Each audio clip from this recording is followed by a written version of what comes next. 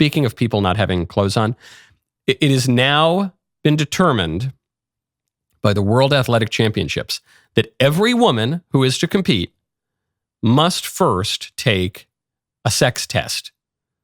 There must be a scientific test down to the genetic level, actually, to determine that the women are really women in order to compete.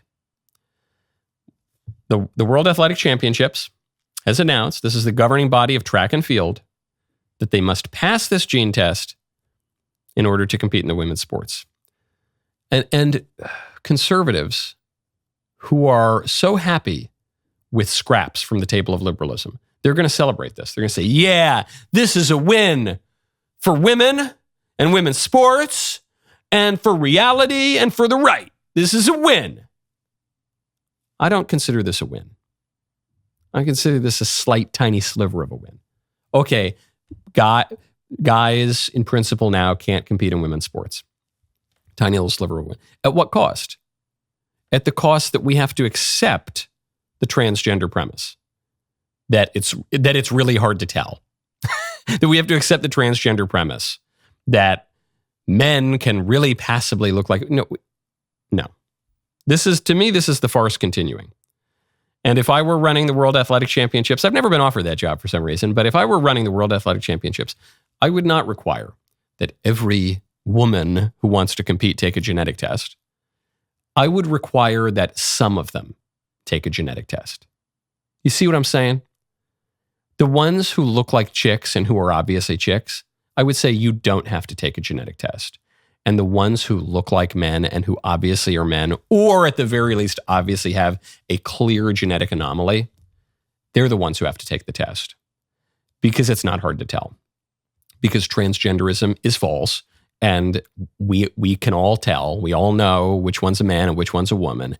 And we don't need to go through this farce, this joke of pretending that some 90-pound girl who's, blonde hair, blue-eyed, has childbearing hips, bubbly as can be, all-American princess, might secretly be some hulking dude. We don't need to pretend. It's the same thing at TSA. You have to go to hillsdale.edu/Knowles. This is unconstitutional. You ever hear that phrase? It gets tossed around like confetti at a political rally. You hear it pretty much anywhere people gather to debate the issues of the day. But here's the thing. When someone drops that phrase, do you just nod along and take their word for it? Or have you ever actually cracked open the Constitution yourself to see what all the fuss is about?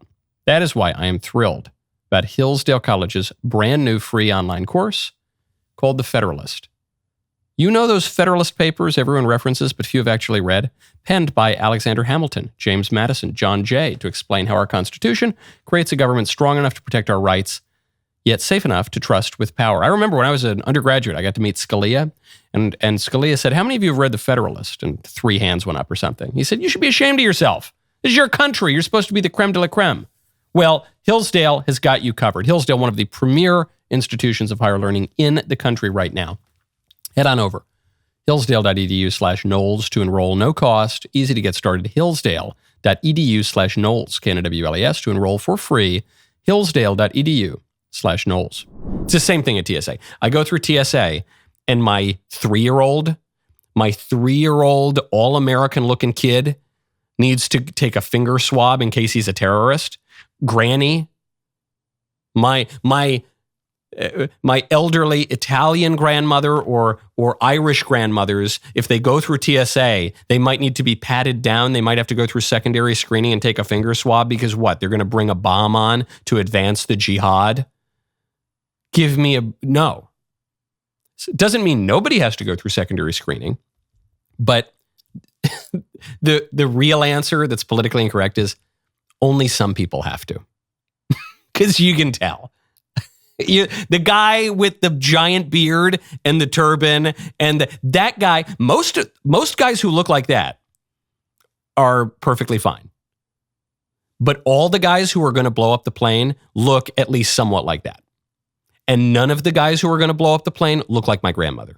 So there is no reason beyond a liberal political farce to put my grandmother through secondary screening. There is good reason, even though it's inconvenient and unpleasant for the innocent guys who get caught up in it, there's good reason to put the guys who like Anwar al-Awlaki we're going to have to put them through the secondary screening. But Michael, there has to be a standard for all of them. Yeah, not really. What's the point of the genetic testing in the athletic competition? To make sure that women are safe and that they have a fair competition and that there still exists women's sports leagues. You don't need to test Sydney Sweeney to do that, okay? We know. Can we be honest? Can we be honest in a way that is fair and polite and not cruel and not? But come on. This is the through line of my show. Come on. Common sense is okay. Common sense is not evil. So much of liberalism is just about marginalizing common sense and making common sense appear unacceptable. It is about prejudicing you against common sense. No bueno. That was a superb clip. Would you not agree? Be honest. Be honest if you think it was bad. No, you liked it. Okay, well, if you liked it, then ring the bell and then you'll subscribe and you'll see more of them. See you next time.